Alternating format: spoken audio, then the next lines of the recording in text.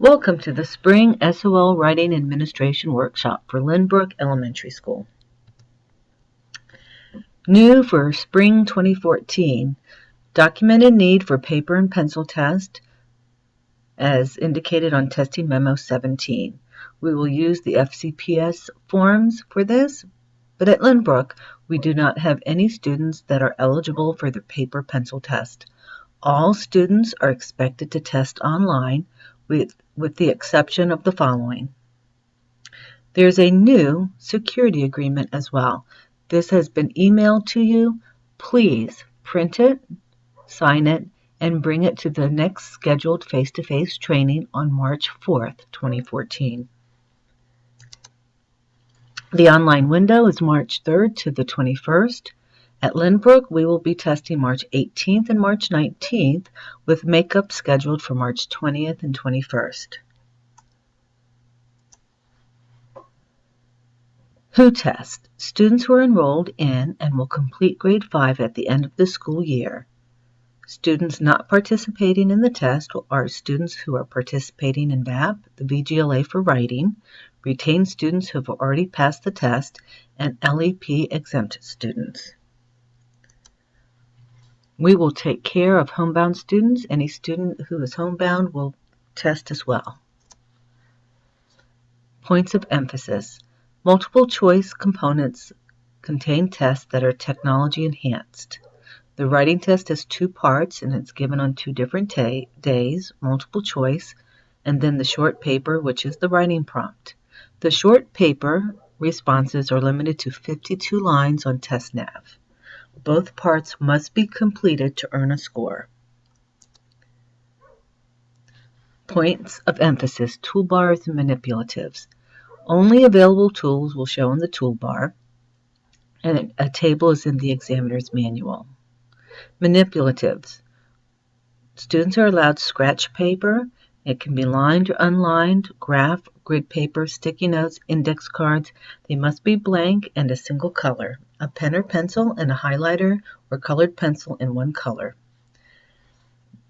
Points of emphasis, technology stuff. Java updates. When accessing the SOL TestNav website, a Java update needed prompt and or a Java security warning prompt may be displayed.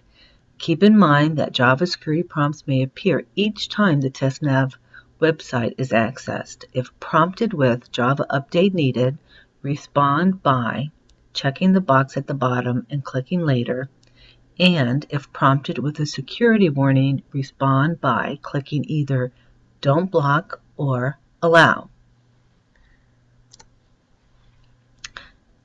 TestNav 7, this first part of configuration of TestNav and Proctor caching is for the SBITs, the TSPEC, and the school test coordinators. But what is important are some classroom teachers are using SmartSync or Synchronize to monitor testing. These are absolutely not allowed to monitor SOL testing. Point of emphasis, login screen. Students should see the variation in the shading. If not, they should use another computer, and students will see the password as they type. Points of emphasis. Audio and read aloud tests produce an icon on the test ticket and in test session details. The audio form number contains a 9, so we will make sure we check before printing the test, but as you see, the little icon indicates that the student should receive an audio test. If the test should be audio but is not, and the student has logged into the test, please call the main office, ask for Lachelle, Debbie, or Shirley, and we will remove the student from the session and then add them to the correct session. Remember, the audio does not start until after the sample question. Again, if testing is started, please call the office if you notice that a student should have audio and they do not, or vice versa, and we'll call OST and flip to an audio. Once again, just call the office and ask for Lachelle, Debbie, or Shirley. A practice test is mandatory for students who have never taken an online test prior to the administration. The Pearson training tests, the tests are limited. In VDOE, the practice items have been updated. There are regular and audio available for each SOL test, and it contains many TEI questions. EPAD in Pearson and on VDOE is being removed. Things we need to cover. Test security. Please sign and submit your test security agreement. Examiners must stay with the script. No discussion of test items. Teachers are eligible to administer this test. Electronic devices are not allowed in the testing situation. Please leave all phones, smartphones, iPhones in your classroom when you go to the testing rooms. The testing schedule we have reviewed. We've talked about student practice. We've talked about procedures for logging into the TestNav and the computer login screen and Java issues. The testing environment, we will be testing in the computer lab, the STEAM room, and the Old Family Learning Center, and we'll be sure to remove all curricular materials. Examiner's manual, we sent you one, but we'll make sure we send you a link to another. If a student is absent or late, they will go to the exempt room, and then they will be tested on March 20th and 21st. The mornings of testing on March 18th and 19th, please come to Debbie's office to check out all of your testing materials. Accommodations. We will talk about accommodations in just a few minutes. We've talked about manipulatives. Monitoring the test. You have to actively monitor the test. You can't be reading or grading papers. You should not read the test. There should not be any electronic devices in the testing room. Testing problems, testing issues, technology issues, student concerns, and irregularities. Please call the office if in doubt, and Debbie, Shirley, or Lachelle will come and support you.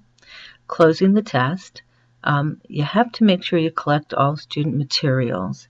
Exiting the test and submitting the test.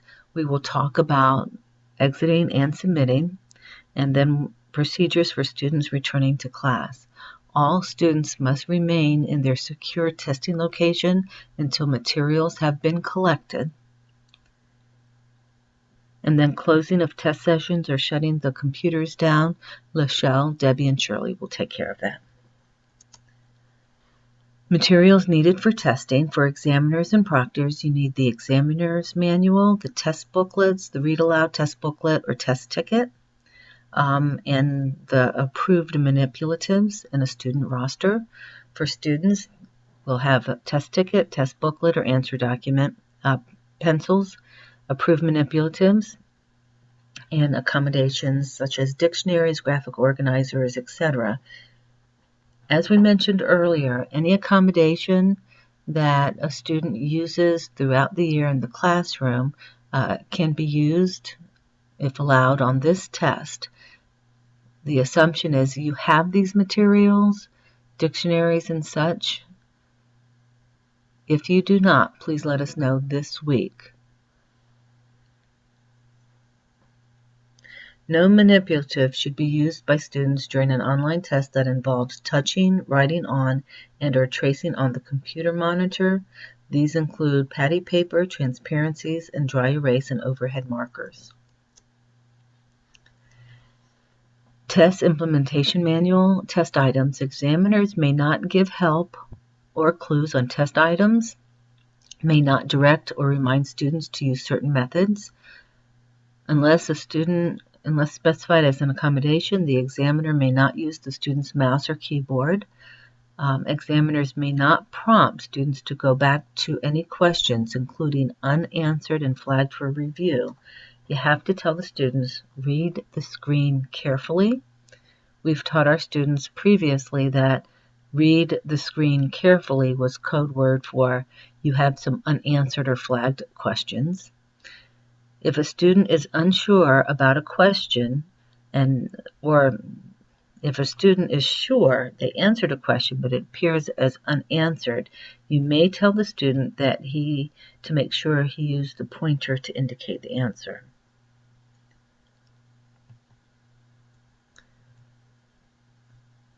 So we need you to read all of the directions for the appropriate test that is being given.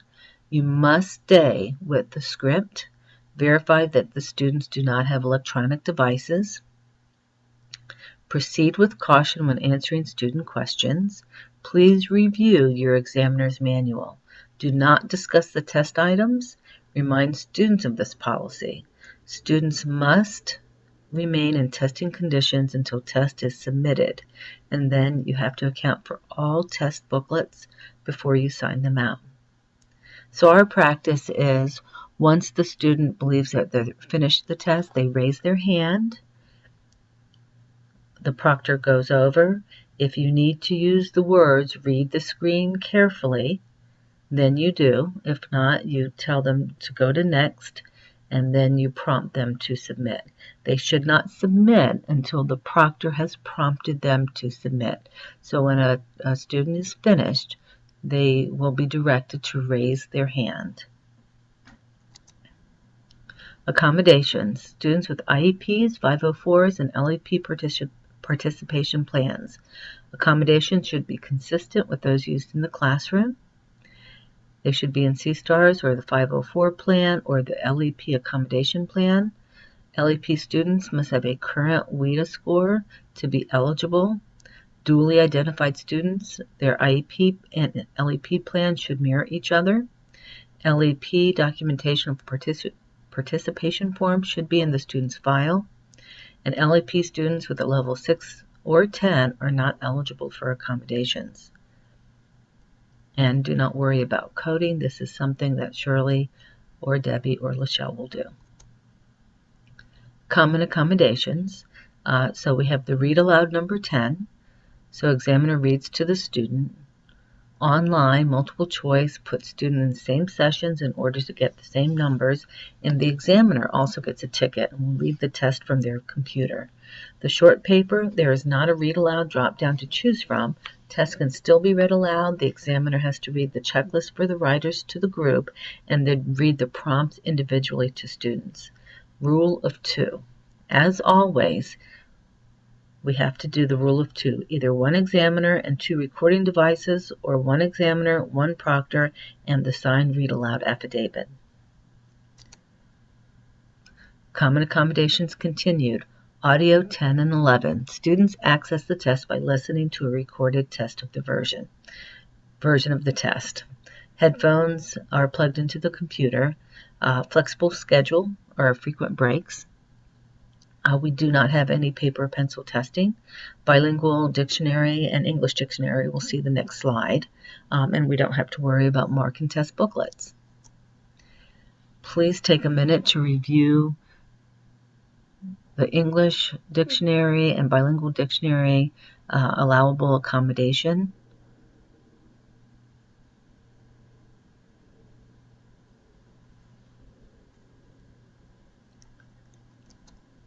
Other accommodations, graphic organizers, these must be approved annually. If you have one, please email so we can send it to OST. It was due February 21st, but we haven't received any yet. But if there is one and you fail to do so, please send it to us today. Must be blank, contain no directions. Words, color coding, numbers, or text of any kind, and it's allowable only for students with disabilities. Other accommodations, spelling aids for short paper only. Students cannot be prompted to use the spell checker. The online format has a spell checker that is available to all students. And we're not going to worry about students taking paper and pencil tests because we don't have any. Word prediction software online. If you have a student that is using word prediction software, please notify us as soon as possible. Students using the software have to use a different computer from the one with the TestNav, so you need 2 computers for testing, and we need to set up for this. The student responses then printed and edited. Final copy is saved, printed, and signed by the student. The file should be saved to a CD. Examiners then type the student's paper into the response space in TestNav.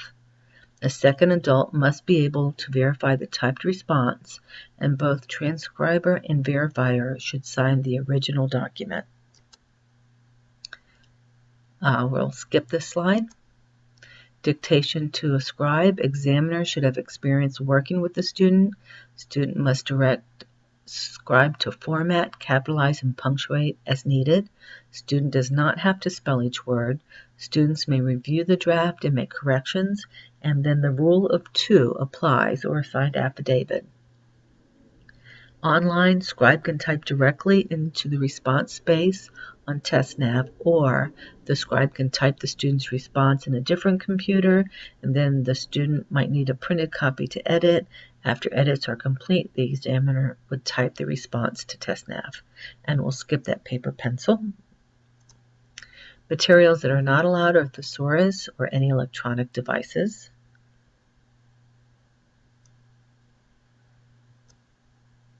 Irregularities. A testing irregularity is any occurrence during a test that meets one of the following criteria: inappropriately influences student performance, inappropriately influences the reporting of student performance, constitutes a breach of test security, and results in improper implementation of mandatory student testing. So examples are: if a student becomes ill during testing, that is a testing irregularity. There's an improper accommodation provided, or an accommodation was not provided. There's computer or networking issues. If a student is cheating, that's a test security irregularity. The test book or test ticket is missing, that's an irregularity. If the examiner or proctor provides improper assistance. Fire drills, not necessarily. If you have your students leave the testing situation in an orderly, quiet manner, it is not a testing irregularity. This page talks about how we submit an irregularity, and Shirley, Debbie, or Lachelle are the ones that will submit this to VDOE. Although this is an online test, scores will not be available immediately.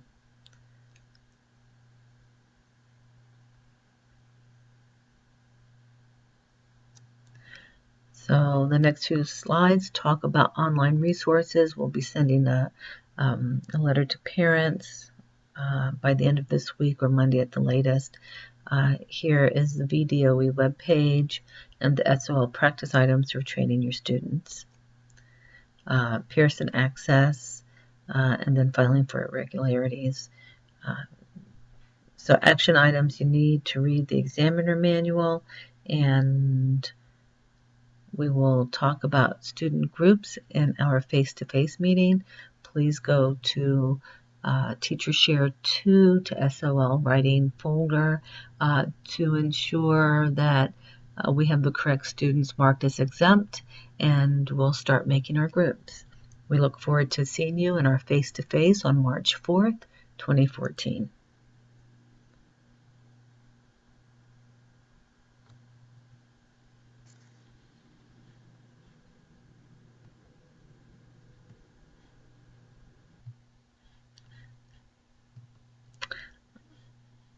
We've added these 2 slides.